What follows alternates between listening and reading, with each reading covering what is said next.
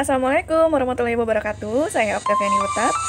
Teman-teman, dalam video ini kita akan membahas mengenai dokumen transaksi ya. Ada 3 poin penting yang kita bahas. Yang pertama, yaitu mengidentifikasi dokumen transaksi. Selanjutnya, kita akan menganalisis dokumen transaksi. Dan yang terakhir, menyimpan dokumen transaksi. Nah, langsung saja kita masuk ke poin pertama, yaitu mengidentifikasi dokumen transaksi.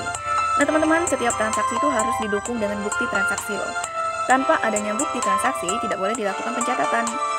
Nah, transaksi keuangan adalah kejadian-kejadian dalam perusahaan yang bersifat finansial yang harus diproses mulai dari pencatatan transaksi hingga pelaporan yang mengakibatkan perubahan pada harta, hutang, dan modal yang berhubungan dengan pihak luar.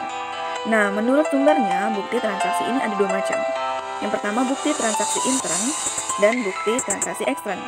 Bukti transaksi intern ini yaitu bukti transaksi yang dibuat oleh perusahaan sendiri. Sedangkan bukti transaksi ekstern yaitu bukti transaksi yang berasal dari pihak luar perusahaan. Nah, selanjutnya kita akan bahas nih mengenai bukti transaksi yang digunakan oleh perusahaan. Yang pertama ada namanya kwitansi dan suskwitansi. Kwitansi adalah tanda bukti pembayaran uang yang dibuat dan ditandatangani oleh pihak penerima uang. Nah, pada jumlah tertentu, kwitansi ini harus dibubuhi materai sesuai dengan peraturan yang berlaku. Nah, selanjutnya ada nota kontan. Nota kontan ini adalah bukti pembelian barang secara tunai yang dibuat oleh penjual. Nota kontan asli ini nanti diserahkan kepada pembeli dan tembusannya disimpan pihak penjual untuk bukti transaksi. Selanjutnya ada faktur. Faktur ini merupakan bukti transaksi pembelian atau penjualan barang. Ya, biasanya secara kredit ya. Nah, bagi pihak yang membuat faktur ini disebut faktur penjualan dan merupakan bukti penjualan barang atau jasa. Sedangkan bagi yang menerima faktur, ini disebut faktur pembelian dan merupakan bukti pembelian barang atau jasa. Selanjutnya, ada nota kredit. Nota kredit ini adalah bukti pernyataan bahwa akun debitur dikredit sejumlah tertentu karena adanya hal tertentu. Nota kredit ini mengurangi piutang usaha dan dibuat oleh penjual. Misalnya seperti menerima kembali barang dari pembeli. Nah, selanjutnya ada nota debit. Nota debit ini adalah bukti pernyataan bahwa akun kreditur didebit karena adanya hal-hal tertentu. Nota debit ini mengurangi utang usaha karena adanya pengembalian barang dagangan yang dibuat oleh pihak pembeli. Misalnya seperti pembebanan biaya atau dikirim kembali barang kepada penjual. Selanjutnya ada bukti memorial. Bukti memorial adalah bukti transaksi intern berupa memo atau catatan dari pimpinan perusahaan kepada bagian akuntansi untuk melakukan pencatatan suatu kejadian. Selanjutnya ada cek.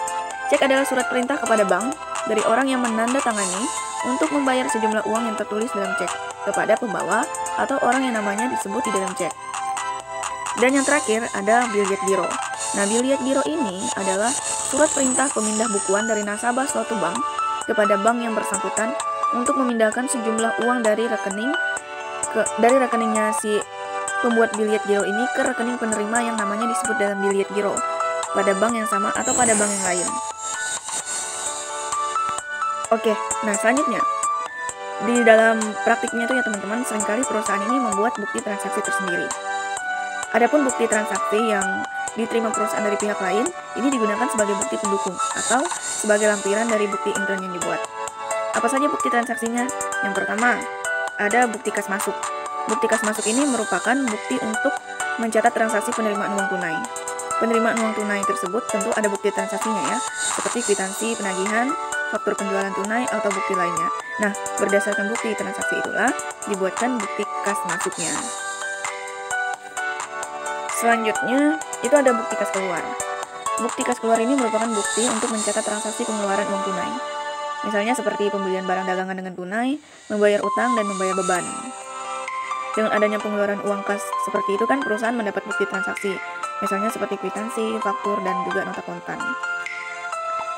Oke, selanjutnya ada faktur penjualan. Faktur penjualan merupakan bukti yang dipergunakan untuk membukukan transaksi penjualan barang. Selanjutnya ada bukti pembelian. Bukti pembelian ini merupakan bukti yang digunakan untuk membukukan transaksi pembelian. Dan yang terakhir ada bukti umum. Bukti umum ini digunakan untuk membukukan transaksi yang tidak dapat menggunakan bukti-bukti transaksi yang telah dijelaskan di atas. Transaksi-transaksi tersebut yaitu seperti perhitungan beban penyusutan, penghapusan piutang, retur pembelian, dan retur penjualan. Oke, selanjutnya kita masuk ke poin B, menganalisis dokumen transaksi. Ini ada contohnya. Yang pertama, Kepala Bagian Akuntansi memberitahukan bahwa perlengkapan toko selama bulan Desember 2010 terpakai sebesar Rp1.600.000. Untuk bukti transaksi yang digunakan yaitu berbentuk memo. Selanjutnya, tanggal 20 Agustus 2010 dijual secara kredit kepada toko Global Elektronik Jakarta. Lemari es 5 unit, per unitnya Rp2.100.000 dan kipas angin sebanyak 10 unit, per unitnya Rp300.000.